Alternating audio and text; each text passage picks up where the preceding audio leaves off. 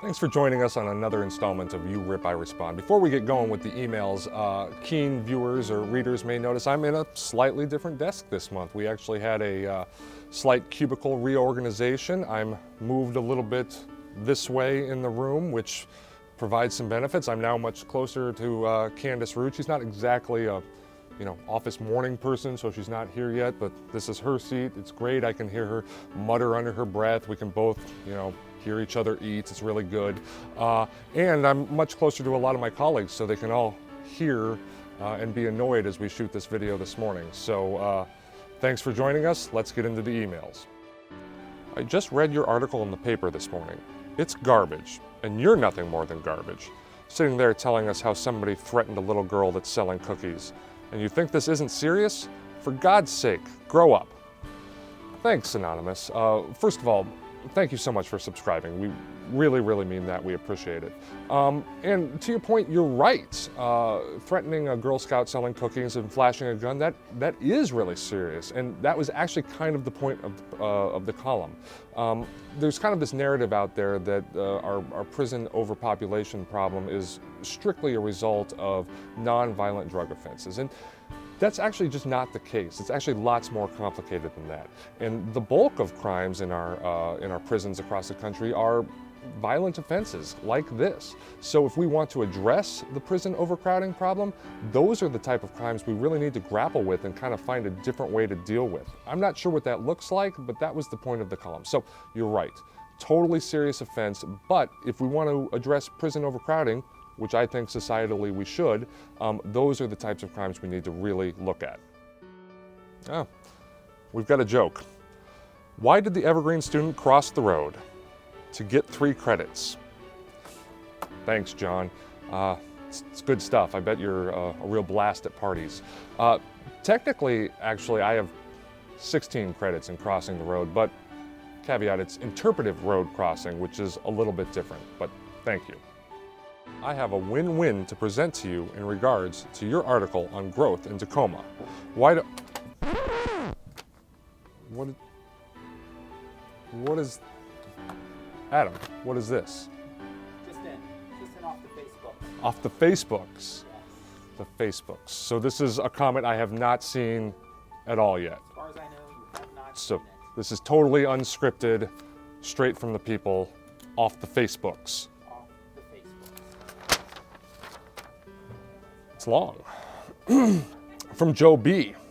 In response to your column about the alleged Girl Scout robber and mass incarceration.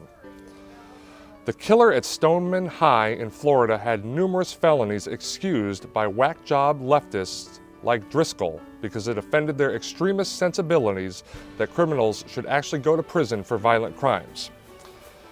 Telling a child and her mother you have a gun so as to commit armed robbery is a violent felony. The SOB deserves decades in prison.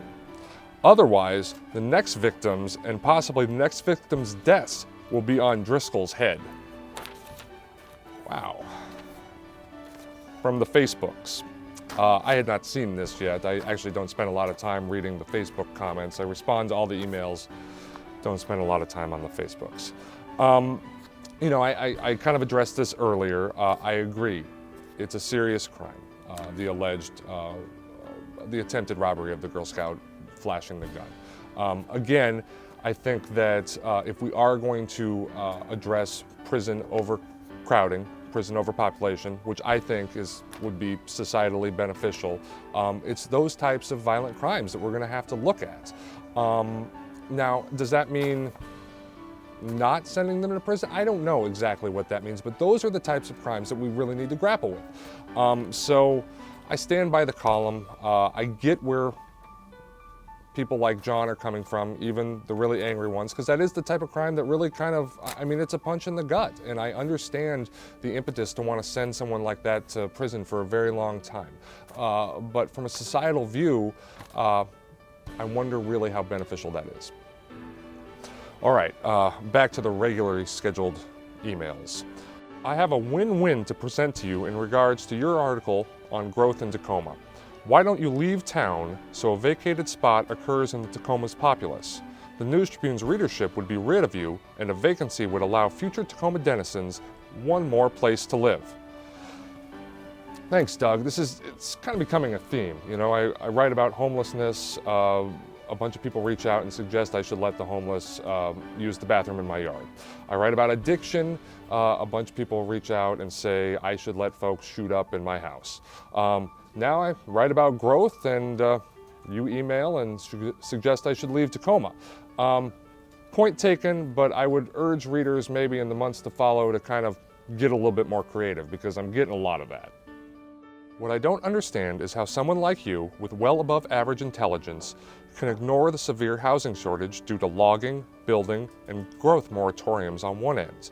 You people just like to bitch about the unpleasantness of property management and convince yourself that you are part of the solution. It blows my damn mind how stupid a brilliant mind can be. Thanks, I guess, Stephen? It would be nice to see more emails containing well-thought-out arguments against your opinions.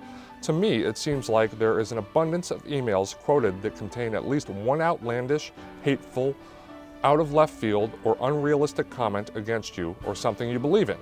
As one who disagrees with most of your columns, I feel misrepresented by favoring publication of these types of emails regardless of how entertaining the hateful ones are to read about. Thanks for writing, Andy. Actually, you bring up a very good point, and it might be something that I hadn't thought enough about going into this. I mean, one, I will acknowledge, I absolutely picked the most ridiculous emails to include in this mailbag. That's part of the entertainment of it, and that might be perverse, but it's part of the whole thing. These are literally the cream of the absurd crop that I get in my email every month. Most emails I get that I've mentioned in the past are not like this. They're thoughtful. Some people disagree, some people agree. They're not this type of stuff. That said, I mean, we do have a problem with kind of stereotyping or characterizing, you know, the other side in the society, and it makes it easy to kind of put people in silos and not really get a full dialogue or understanding of people because we're so busy kind of stereotyping what the other side thinks. So, you know, moving forward, I think that's something I'll consider. I do try to, even in picking the really absurd emails, I do try to answer them thoughtfully, not necessarily to reach the person who emailed, but to kind of get to a broader audience and you know, acknowledge that there are differing views. I'm not always right. My wife would tell you I'm wrong all the time. I always tell my wife, someone has to be wrong, might as well be me. But you know, you're right. If people are getting the impression from this mailbag that everyone who disagrees with me is a complete lunatic, it's just not the case.